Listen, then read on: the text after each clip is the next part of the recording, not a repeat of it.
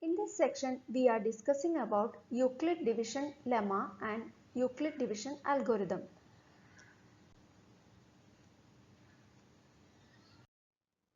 First, we will look on to meaning of some concepts.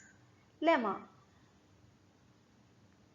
Lemma means a minor result whose sole purpose is to help in proving a theorem.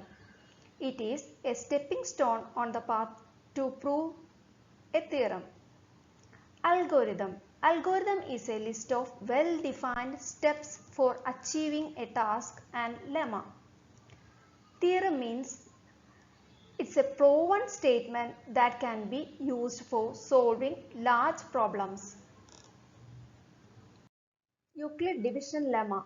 Euclid division lemma states that given two integers a and b, there exists a unique pair of integers q and r such that a equal to bq plus r and 0 is less than or equal to r, which is less than b. This lemma is essentially equivalent to dividend equal to divisor into quotient plus remainder. This can be explained with an example. Consider the division of 54 and 32.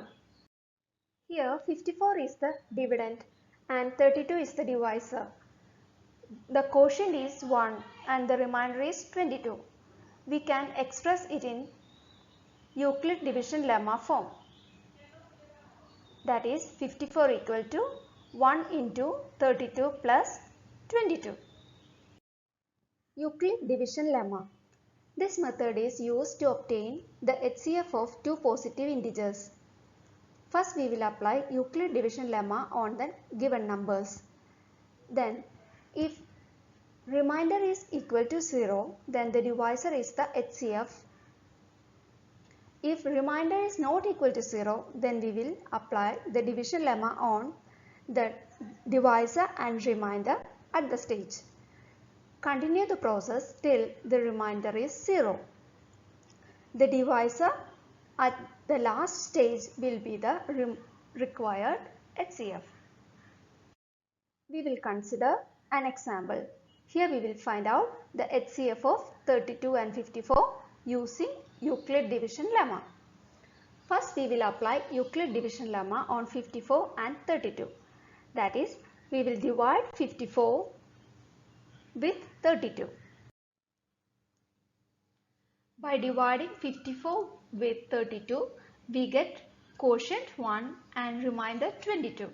We can express it as 54 equal to 32 into 1 plus 22.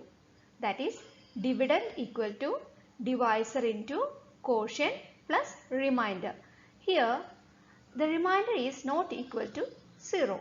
So we will continue the division by using these two numbers, that is 32 and 22.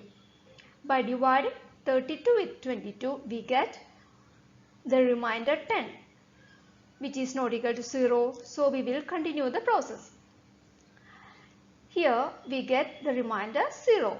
So we will stop division here and will consider the divisor as HCF.